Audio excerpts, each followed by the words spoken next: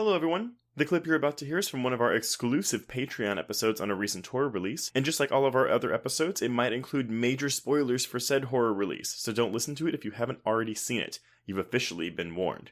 And if you'd like to hear the full episode, just head on over to patreon.com/horrorqueers and subscribe today. Without further ado, here is your exclusive Patreon clip. This film is a fucking dud. Oh, Joe. Okay, so listeners, so just a heads up, because we haven't had one of these in a while. So long. I feel like we've been riding this fucking high. We've been really, really good. But so just so you know, so Joe has read this book. I have not. But I am familiar with Grady Hendrix's, one of his screenwriting efforts, which is Satanic Panic, which I also do not like. But I admire that movie and appreciate its effort more than I do whatever this is, which I don't see any effort put on screen in this movie. Oh boy, yeah, folks, brace yourselves. This is going to be one of those maybe venti episodes, and by maybe, I mean it's going to be venti because there's just not a lot of good here. Like, it's shockingly not good. I will say this. So, if you haven't seen Satanic Panic, don't. It's not good. Oh, but I think that there are good parts of that movie. Yes. Here's the thing. I would recommend that movie over this one because that that movie has some confidence, and albeit I think it's misplaced confidence because I think that it thinks it's a really clever and funny script when I don't really think it's that funny and clever, but it has its moments. Right. This movie, on top of not being scary or funny or entertaining or captivating, it doesn't feel like the movie is confident in itself. So, like, it's kind of a thing where I'm like, well, if you're not confident in yourself, why should I care, you know? Yeah, and I'm the king of complaining about movies' pacing and runtimes and that kind of stuff. But, like, I looked at the clock because I felt like the film's energy was lagging really early on. And I thought, okay, well, maybe this is a short movie. It's not. And then I thought, oh, well, maybe it held me for longer than I thought. And it didn't. I basically tapped out at around minute 30. My thing is this. So, not having read any of Grady Hendrix's books, so I cannot speak to any of this. But is this relatively faithful that you remember to the novel?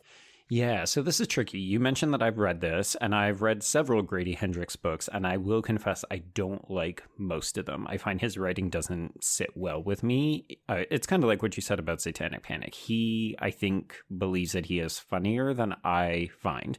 But I'm willing to concede that I don't find a lot of things humorous that a lot of other people do. So I always thought it was just me. But when I read this, I didn't like it. And from what I remember, there's a lot that has been adapted that is faithful to the book. So this is not a successful book that has been turned into a not successful movie for me. Okay, so, because my question is this, because watching this, and look, I have plenty of complaints about this 80s nostalgia, the fucking needle drops, which I never complain about needle drops, because I'm like, whatever, but maybe it's because I've been oversaturated with 80s nostalgia that I'm like, are we really opening it up with Take On Me, and then we go into I Think We're Alone Now, and then we have like 8 other 80s bops. I'm just like, really movie. But it's a lot of Culture Club, which kind of makes sense given the narrative, but also, Well, but here's the thing, though. This, based on what I've heard about the novel, I was like, cool, there must be something really, like, smart and savvy or clever or something about this novel that, you know, merits all this praise. Based on just pure narrative happenings in this film, I don't understand. This is just another generic possession movie to me.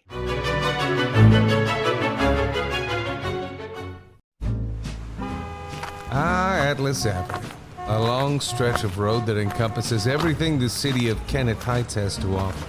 Neon lights, traffic, crime, the hustle and bustle of everyday life, and the craziest of characters. My office was above it all.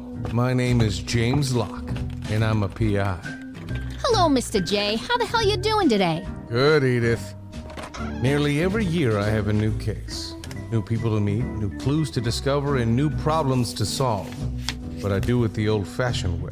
No technology. Nothing post-1950. Hell, I don't even listen to podcasts, but you should. Atlas Avenue Beat is a spoof of the film noir genre with goofy characters, tons of wordplay, and non-stop raunchy humor. There's also 3 whole seasons out right now with more on the way. Just search for Atlas Avenue Beat wherever you listen to podcasts or visit us online at bloody.fm.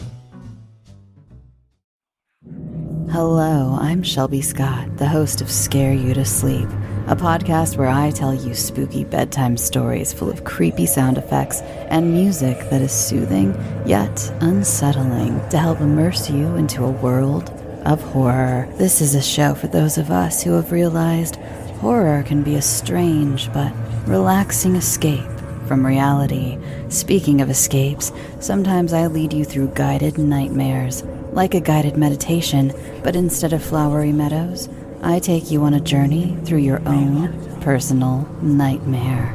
So come get lost in the terror with me. Listen to Scare You to Sleep wherever you listen to podcasts, or find us online at bloody.fm. Sweet screams.